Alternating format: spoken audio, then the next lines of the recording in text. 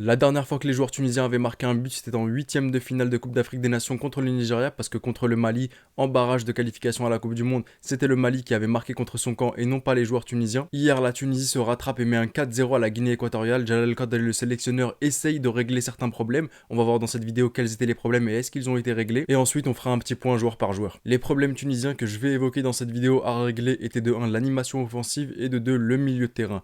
Pour le milieu de terrain, je suis toujours assez sceptique. Le milieu de terrain qui a été présenté, Ferjani Sessi, Hannaba Al-Mejbri et Aïssa Leidouni. Je ne vais pas parler de Aïssa Leidouni parce qu'il n'a pas eu grand chose à faire, mais en tout cas, Ferjani Sessi, certes, on aura l'impression que par rapport à ses anciens matchs en sélection nationale, il a apporté quelque chose, mais je trouve que ça reste encore toujours faible. Et pour Hannaba Al-Mejbri, vous savez mon avis, j'en ai fait une vidéo ici. Assam Chawil, le commentateur, disait Barcha Rouh, Barcha l'envie. Je pense que c'est plus Barcha les cartons jaunes et Barcha l'agressivité. Ensuite, pour l'animation offensive maintenant, je trouve qu'il y a des efforts, je trouve qu'on va un peu de l'avant. Certes, l'adversaire t'aidait à essayer de trouver des espaces, à essayer de faire quelque chose, mais j'ai adoré vraiment les circuits de passe, la variété qu'il y avait, du renversement de jeu, on passe d'une aile à l'autre, on voit Naïm Seleti qui décroche énormément pour ensuite donner la balle aux attaquants, essayer de trouver des solutions, jouer avec ses latéraux qui montent énormément, qui débordent et ensuite qui font un centre. Donc oui, la Tunisie a bien travaillé sur l'animation offensive, même si parfois il y a eu énormément de déchets, je reviendrai sur les individualités, mais vraiment la Tunisie n'était pas là à attendre la contre-attaque, c'était bien, ils ont fait le jeu, c'est rassurant, c'est 3 points extrêmement important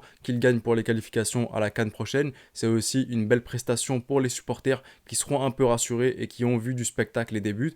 Et ensuite, pour la Coupe du Monde, c'est de bon augure pour ne pas arriver et faire simplement guise de présence et tenter quelque chose. Pour les individualités, j'ai envie de commencer par le sélectionneur Jalal Kadri. Il y a vraiment quelque chose qui m'a marqué, c'est dès l'instant où la Guinée équatoriale a reçu le deuxième carton jaune et un carton rouge et qu'un joueur est sorti, c'était à la 73e minute, à la 75e et 76e, il procède à 2 changements, il fait rentrer Youssef Msekni à la place de Hannaba Al-Mejbri et il fait sortir Khenesi à la place de Sefeddine Djazir et coaching gagnant pour le coup parce que Msekni marque 2 buts et Sefeddine Djazir marque un but, donc vraiment chapeau à lui. Il a su faire rentrer les joueurs les plus aptes à la situation au bon moment, donc je tire ma casquette à cet homme. Pour les joueurs sur le terrain, Béchir Ben Saïd, Montassar Talbi, Rendri, Aïssa Al-Aidouni, j'ai pas grand chose à dire sur eux, ils n'ont pas eu tant de taf à faire que ça, donc je peux pas vraiment émettre un jugement ou donner une note. Mohamed Ragr, le défenseur droit, c'est une pile électrique, il court, vraiment il a énormément d'énergie à donner, mais malheureusement parfois offensivement je trouve que dans le dernier geste il fait pas la bonne passe, il trouve pas la meilleure des solutions, mais défensivement vraiment il est solide, mais c'est plus offensivement que je trouve que c'est brouillon et qu'il y a des choses à améliorer. Défenseur gauche, Ali Abdi, je l'ai trouvé plutôt correct sur ce match-là. Ensuite, il est passé défenseur droit avec l'entrée en jeu de Ali Marloul qui a remplacé Mohamed Ragr.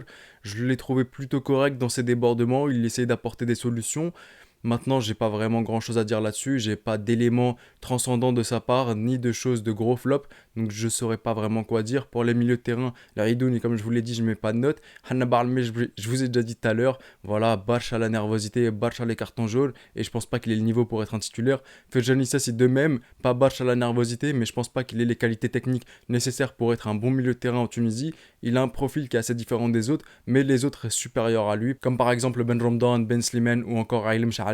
Pour le trio d'attaque, Naïm Seleti, rien à dire, le décrochement, la qualité technique, les débordements, tout venait de Naïm Seleti quasiment. Il est auteur d'un but et d'une passe décisive, il a lâché une performance XXL juste incroyable. Un joueur dont je me rappelle quand il a joué contre l'Egypte en qualification à la CAN 2019, le doublé qu'il avait mis quand on était en Egypte, vraiment ce joueur je le trouve formidable, même si je l'avais détesté sur ce match-là, mais en tout cas vraiment l'animation offensive et vraiment toutes les solutions viennent quasiment de lui. Ensuite, Belarbi et Taha Yassine Khenesi, je les ai pas trouvés ouf, je les ai même trouvé plutôt transparent. On a vraiment senti la différence lorsque Youssef Msekni est rentré en jeu et il s'est fait Dini Djazir. Et là, on a eu un autre visage. Certes, il y a eu le carton. Peut-être que s'ils étaient restés, ils auraient exploité les failles, tout comme Youssef Msekni et Sefeddine Djaziri. Mais pour le coup, quand tu fais la comparaison entre les remplaçants et les titulaires, tu te rends compte que les remplaçants ont plus apporté. Et même les titulaires, quand ils étaient sur le terrain, je les ai trouvés plutôt remplaçants et brouillons dans le dernier geste.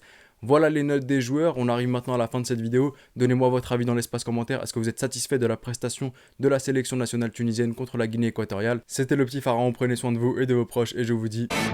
Arrivederci.